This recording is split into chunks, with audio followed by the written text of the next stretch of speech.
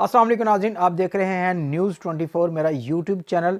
नाज़रीन, आज का जो हमारा व्लॉग है नई अपडेट के साथ, नई वीडियो के साथ आपकी खिदमत में हाजिर हैं। नाज़रीन, आज का इमरान रियाज खान का जो हमारा व्लॉग है, पहले ये वीडियो देखें, उसके बाद बात करते हैं। रीट्वीट करते हुए इसके ऊपर लिखते हैं कि यू आर लेट, कि आप देर कर चुके हैं। और ये बात सच है। इन्होंने कभी भी पाकिस्तान के अंदर जुल्म और फस्तायत के हवाले से अपने दौर में बात नहीं की। इन्होंने जबर पाकिस्तान में होने दिया क्योंकि रिजीम चेंज ऑपरेशन इनकी इंतजामिया का खासा था, इनकी वजह से वो हुआ था पाकिस्तान में। तो रिचर्ड ने ट्वीट करते हुए लिखा कि यू आर लेट, आप देर कर चुके हैं, and this is too little and too weak. और जो आपने कहा ये बहुत थोड़ा है और बहुत कमजोर है, यानी आपका ये स्टेटमेंट बहुत कमजोर है और बहुत थोड़ा है, बहुत कम है, आप पहले ही बहुत ताखीर कर चुके हैं। उन्होंने कहा स्पीक नॉर्मली, कि आप बस सिंपली अब ये कहें कि फ्री इमरान खान। यानी जो आप कर रहे हैं और कह रहे हैं पहले ही बहुत देर हो चुकी है, आपका मौके बड़ा कमजोर है इस मामले में। अब तो सिर्फ आपको यह कहना चाहिए सादा सादा कि इमरान खान को आजाद कीजिए। ये जनाब रिचर्ड ग्रेनल का स्टेटमेंट है। अब ये प्रेशर पाकिस्तान की एस्टेब्लिशमेंट पे है। देखें, इसको समझें। पाकिस्तान में निहत्ते लोगों के साथ जुल्म और जबर करना आसान है, इंटरनेशनल एस्टेब्लिशमेंट के साथ टक्कर लेना मुश्किल है, और वो बहुत मुश्किल है। क्या पाकिस्तान की एस्टेब्लिशमेंट अमेरिका के ताकतवर आने वाले रजीम के साथ टक्कर ले पाएगी? पाकिस्तान की मिलिट्री एस्टेब्लिशमेंट का ये रिकॉर्ड है कि इन्होंने कभी भी अमेरिका के सामने ना कहने की जरूरत नहीं की। अपना बड़ा क्लियर और स्टेट रिकॉर्ड रखा है कि जो अमेरिका ने कह दिया वो कह दिया, जो अमेरिका ने फरमा दिया हमने उसके ऊपर चलना है। ये कभी अमेरिकन ख्वाहिश के खिलाफ नहीं है। हमेशा अमेरिकन ख्वाहिश, उन्होंने कहा जी अफगानिस्तान में लड़ना है, जी लड़ना है, रशिया को मारना है, जी मारना है। अब जनाब तालिबान बहुत अच्छे हैं, जी बहुत अच्छे हैं। अब तालिबान गुंडे बन गए, उनके ऊपर हमला कर दो, जी ठीक है।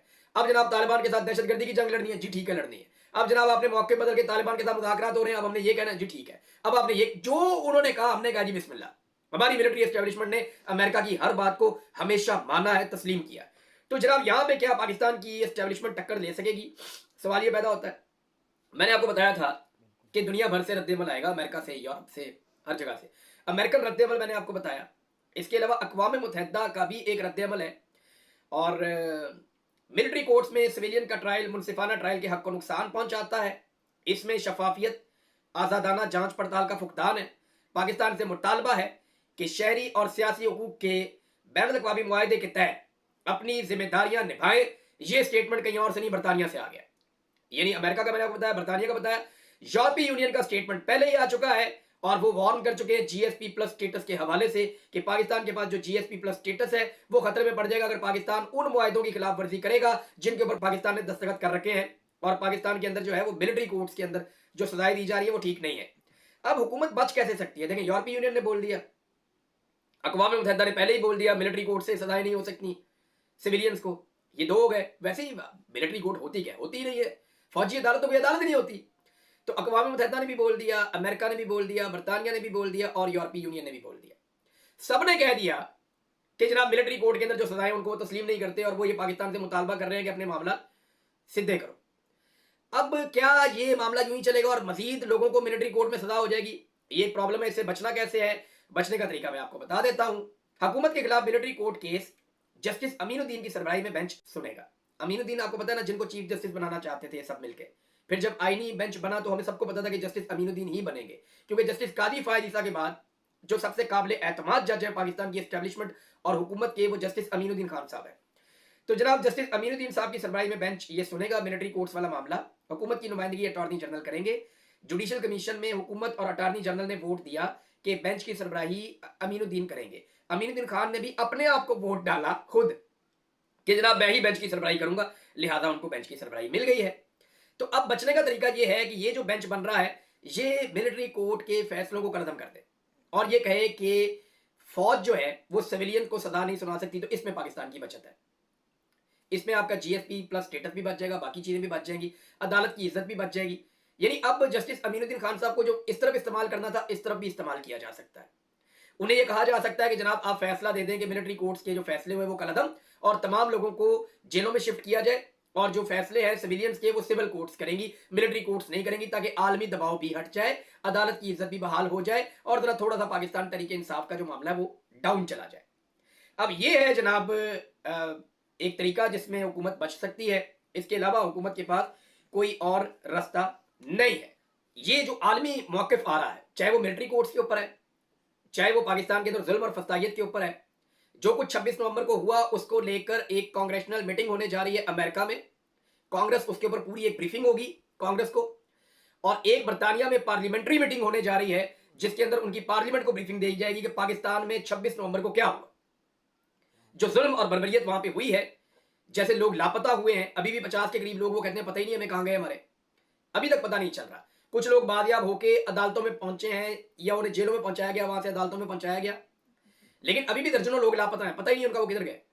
और जो डेड बॉडीज है वो 13 है अब तक इतला के मुताबिक, क्योंकि अटक से एक और शहीद हो गए हैं। और कोहराम मचा हुआ था पूरे गांव के अंदर जब उनके मनाजिर हमने देखे।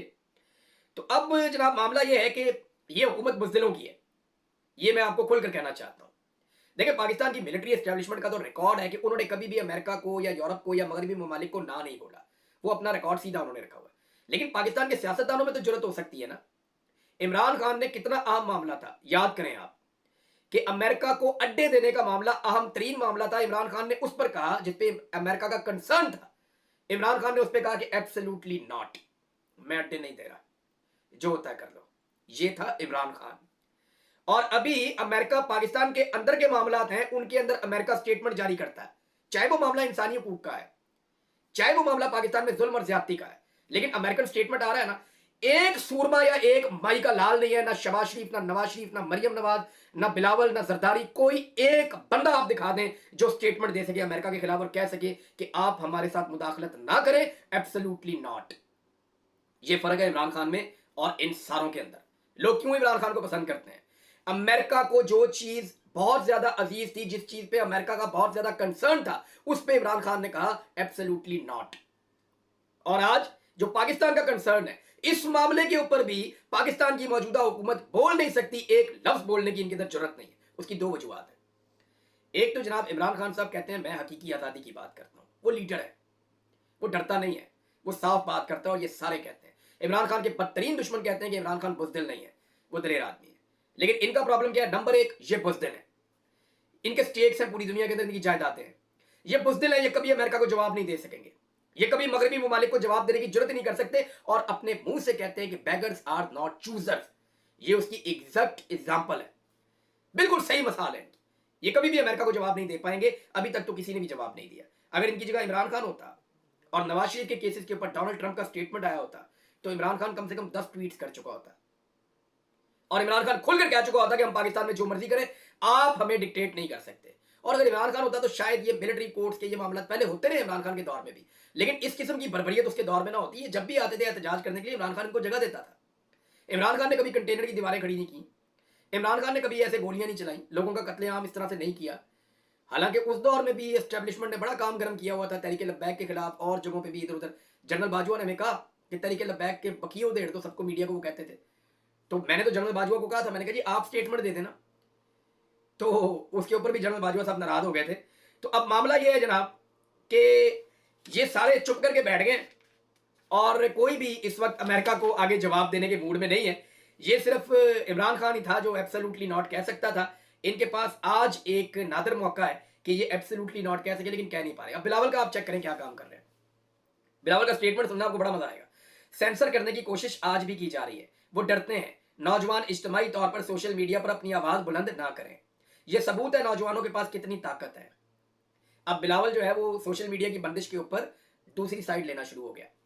याद रखिएगा, बिलावल के नाम के साथ दो चीजें जुड़ी हैं। नंबर एक, ब्रूट मेजॉरिटी, नंबर दो, डंडे वाली जमहूरियत। ये दो चीजें बिलावल के साथ जुड़ गई हैं।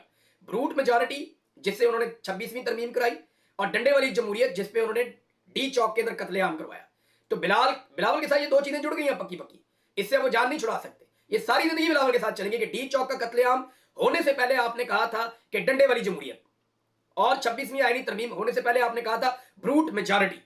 और अब ये कह रहे हैं कि सोशल मीडिया, और भाई सोशल मीडिया आप लोगों ने बंद किया है। आपकी हुकूमत है, आप हुकूमत के बेंचों पे बैठे हुए हैं, और आपने सोशल मीडिया को बंद किया हुआ पूरे पाकिस्तान के अंदर, क्योंकि आपकी उसके ऊपर दुर्गत बनती है। मुस्तफा नवाज खोखर ने कहा कि बिलावल ने बहुत पैसा खर्च किया कि सोशल मीडिया पे आगे निकल जाए, प्रोडक्ट ही नहीं बिकती, लोग मुंह ही नहीं लगाते। तो अब बिलावल जो है वो हीरो बनने की कोशिश कर रहे हैं, लेकिन दो चीजें उनके साथ जुड़ गई हैं, मैंने आपको बताया, और वो कभी भी इनसे दूर नहीं होंगी, ना तो ब्रूट मेजॉरिटी और ना ही डंडे वाली जमहूरियत। अब तक के लिए इतने, अपना ख्याल रखिएगा अपने